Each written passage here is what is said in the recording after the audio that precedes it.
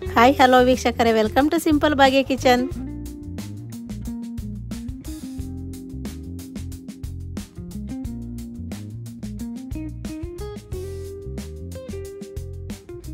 ಇವತ್ತು ನಾನು ನಿಮ್ಗೆ ಸೂಪರ್ ಆಗಿರೋಂಥ ಪಲ್ಯ ಹೇಗೆ ಮಾಡೋದಂತ ತೋರಿಸ್ತೀನಿ. ಬಾಳೆಕಾಯಿ ಮತ್ತು ತರಕಾರಿ ಒಟ್ಟಿಗೆ ಹಾಕಿ ಪಲ್ಯ ಹೇಗೆ ಮಾಡೋದಂತ ತೋರಿಸ್ತೀನಿ, ನೋಡೋಣ ಬನ್ನಿ.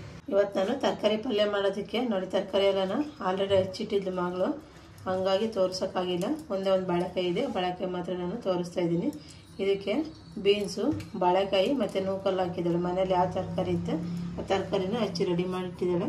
ಬಾಳೆಕಾಯಿ ಹೆಚ್ಚೋದು ಮಾತ್ರ ನಾನು ತೋರಿಸ್ತೀನಿ. ಈಗ ಇವತ್ತು ಮಿಕ್ಸ್ ಪಲ್ಯ ಅಂತಲೇ ಮಾಡ್ತಾ ಇರೋದು. ತರಕಾರಿ ಮನೇಲಿ ಯಾವ್ಯಾವ ತರಕಾರಿ ಇತ್ತು ಎಲ್ಲ ಸ್ವಲ್ಪ ಸ್ವಲ್ಪ ಇತ್ತು, ಹಂಗಾಗಿ ಒಂದೇ ಮಾಡೋಕ್ಕಾಗಲ್ಲ ಅಂತ ಹೇಳಿ ಎಲ್ಲ ತರಕಾರಿನ ಮಿಕ್ಸ್ ಮಾಡಿ ಪಲ್ಯ ಮಾಡ್ತಾಯಿದ್ದೀನಿ. ಹಂಗಾಗಿ ಬಾಳೆಕಾಯಿ ಎರಡಿತ್ತು, ಒಂದು ಬಾಳೆಕಾಯಿ ಎಲ್ಲ ಹಚ್ಚಿ ರೆಡಿ ಮಾಡಿಟ್ಟಿದ್ದಾಳೆ. ಇನ್ನೊಂದು ಬಾಳೆಕಾಯಿ ಇತ್ತು, ಬಾಳೆಕಾಯಿ ಹಚ್ತಾ ಇದ್ದೀನಿ ನೋಡಿ. ತುಂಬ ಚೆನ್ನಾಗಿರ್ತೈತೆ ಈ ಥರ ಎಲ್ಲ ಮಿಕ್ಸ್ ಹಾಕಿ ಪಲ್ಯ ಮಾಡೋದ್ರಿಂದ ಪಲ್ಯ ಟೇಸ್ಟ್ ಇನ್ನೂ ಚೆನ್ನಾಗಿ ಬರುತ್ತೆ.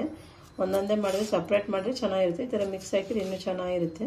ಬಾಳೆಕಾಯಿನ ಸಣ್ಣಗೆ ಹಚ್ಕೊಂಡು ಬರೋಣ, ಸಿಪ್ಪೆ ಎಲ್ಲ ತೆಗೆದು ಸಣ್ಣಗೆ ಹಚ್ಕೊಂಡು ಬರೋಣ ನೋಡಿ. ಇಷ್ಟು ಸಣ್ಣದಾಗಿ ಹಚ್ಚಿದ್ದೀನಿ, ನಿಮ್ಗೆ ಎಷ್ಟು ಬೇಕೋ ಅಷ್ಟು ಸೈಜಲ್ಲಿ ಹಚ್ಕೊಳ್ಳಿ. ಇಲ್ಲ ರೌಂಡಾಗಿ ಹಚ್ಚೋದಾದ್ರೆ ರೌಂಡಾಗಿ ಹಚ್ಕೊಳ್ಳಿ, ಇಲ್ಲ ಸಣ್ಣ ಹಚ್ಬೇಕಂದ್ರೆ ಸಣ್ಣನೇ ಹಚ್ಕೊಳ್ಳಿ. ನಾನು ಎಷ್ಟು ಸಣ್ಣ ಹಚ್ಚಿದ್ದೀನಿ. ಇದನ್ನು ನೀಟಾಗಿ ವಾಶ್ ಮಾಡ್ಕೊಂಡು ಬರೋಣ. ಎಲ್ಲ ತರಕಾರಿನ ನೀಟಾಗಿ ವಾಶ್ ಮಾಡ್ಕೊಂಡು ಬರೋಣ. ವಾಶ್ ಮಾಡಿದಂಥ ತರಕಾರಿ ರೆಡಿಯಾಗಿದೆ. ಇದನ್ನೀಗ ಒಂದು ಕುಕ್ಕರ್ಗೆ ಹಾಕಿ ಒಂದು ವಿಸಿಲ್ ಹೊಡ್ಸ್ಕೊಬರೋಣ. ಜಾಸ್ತಿ ಬೇಡ, ಒಂದು ವಿಸಿಲ್ ಹೊಡ್ಸ್ಕೊಂಡ್ರೆ ಸಾಕಾಗುತ್ತೆ. ತರಕಾರಿ ಎಲ್ಲ ನೀಟಾಗಿ ಬೇಯುತ್ತೆ.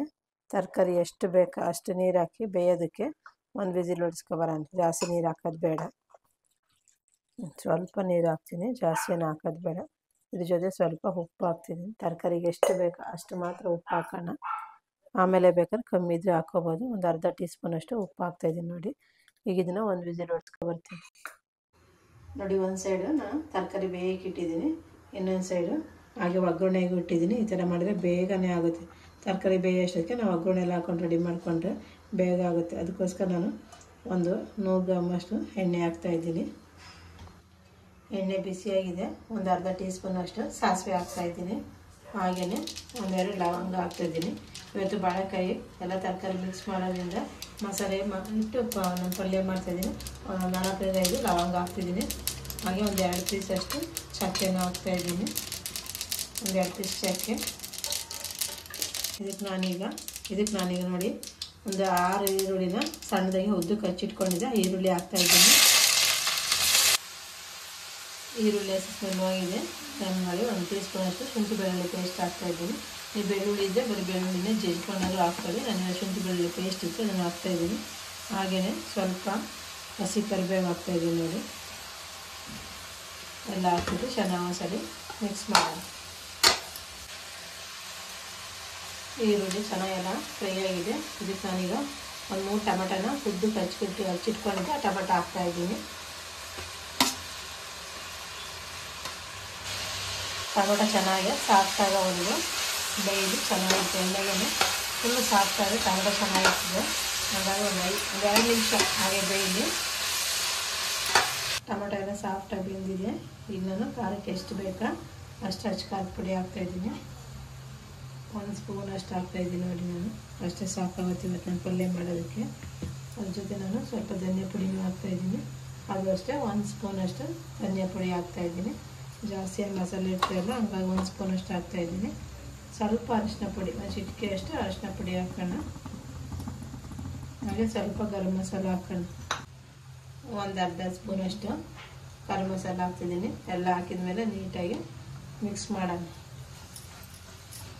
ಚೆನ್ನಾಗಿರ್ತಿ ಥರ ಫಸ್ಟೇ ನಾವು ಮಸಾಲೆನ ಹಾಕ್ಬಿಟ್ಟು ಎಣ್ಣೆ ಮಿಕ್ಸ್ ಮಾಡೋದ್ರಿಂದ ಅದು ಕಲರ್ ಚೆನ್ನಾಗಿರ್ತೈತೆ, ಟೇಸ್ಟು ತುಂಬ ಚೆನ್ನಾಗಿರುತ್ತೆ. ಆ ಕಡೆ ಒಂದು ಸೈಡ್ ತರಕಾರಿ ಬೇಯ ಅಷ್ಟೊತ್ತಿಗೆ ಕಡೆ ನೋಡಿ ಎಲ್ಲ ರೆಡಿ ಆಗುತ್ತೆ. ಒಂದು 10 ನಿಮಿಷಕ್ಕೆ ಪಲ್ಯ ಮಾಡ್ಕೊಂಡು ರೆಡಿ ಮಾಡ್ಕೊಬೋದು. ಹಾಗಾಗಿ 2 ಸೈಡು ಮಾಡೋದು ನಾನು ತೋರಿಸ್ತಾ ಇದ್ದೀನಿ. ಎಲ್ಲ ನೀಟಾಗಿ ಮಿಕ್ಸ್ ಆಗಿದೆ. ಒಂದು 2 ನಿಮಿಷ ಹಾಗೇ ಬೇಯ್ದು ಮಸಾಲೆ ಎಲ್ಲ ಈರುಳ್ಳಿ ಇಟ್ಕೊಂಡು ಚೆನ್ನಾಗಿರುತ್ತೆ.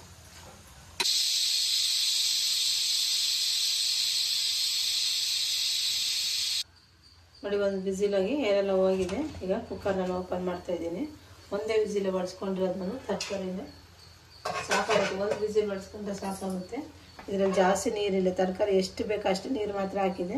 ಈಗ ಇದನ್ನು ಬೆಂದಿರೋ ತರಕಾರಿನ ನಾನು ಮಸಾಲೆ ಜೊತೆ ಹಾಕ್ತಾಯಿದ್ದೀನಿ ನೋಡಿ. ಆ ಕಡೆ ಗ್ರೇವಿನೂ ಅಲ್ಲ, ಈ ಕಡೆ ಗಟ್ಟಿ ಪಲ್ಯನೂ ಅಲ್ಲ. ಆ ಥರ ಚೆನ್ನಾಗಿರುತ್ತೆ, ಈ ಥರ ಗ್ರೇವಿ ಥರನೂ ಅಲ್ಲ.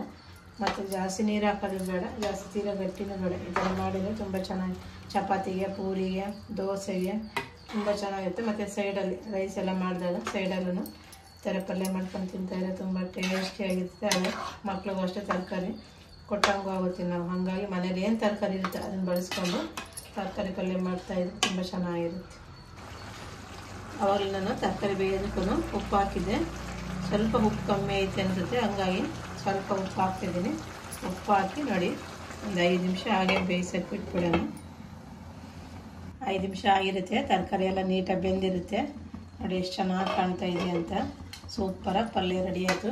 ಇದನ್ನು ನಾನು ಇವತ್ತು ಪೂರಿ ಜೊತೆ ಸರ್ವ್ ಮಾಡ್ತಾಯಿದ್ದೀನಿ. ನಿಮ್ಗೆ ಯಾವ್ದು ಬೇಕೋ ಅದ್ರ ಜೊತೆ ಸರ್ವ್ ಮಾಡ್ಕೊಳ್ಳಿ. ಪೂರಿ, ಚಪಾತಿ, ದೋಸೆ ಯಾವುದಕ್ಕೆ ಬೇಕಾದ್ರೆ ಹಾಕ್ಕೊಂಡು ತುಂಬ ಚೆನ್ನಾಗಿರುತ್ತೆ. ನೋಡಿದ್ರಲ್ಲ ವೀಕ್ಷಕರು, ಇವತ್ತು ನಾನು ಯಾವ ರೀತಿ ಸಿಂಪಲಾಗಿ ಮಿಕ್ಸ್ ತರಕಾರಿ ಪಲ್ಯ ಮಾಡಿದೆ ಅಂತ. ನೀವು ಇದೇ ರೀತಿ ಒಮ್ಮೆ ಟ್ರೈ ಮಾಡಿ, ಹೇಗೆ ಬಂದಿದೆ ಅಂತ ಕಮೆಂಟ್ ಮಾಡಿ, ಲೈಕ್ ಮಾಡಿ, ಶೇರ್ ಮಾಡಿ, ಹಾಗೆ ನಮ್ಮ ಚಾನಲ್ನ ಸಬ್ಸ್ಕ್ರೈಬ್ ಮಾಡಿ. ನೆಕ್ಸ್ಟ್ ವಿಡಿಯೋದಲ್ಲಿ ಸಿಗೋಣ.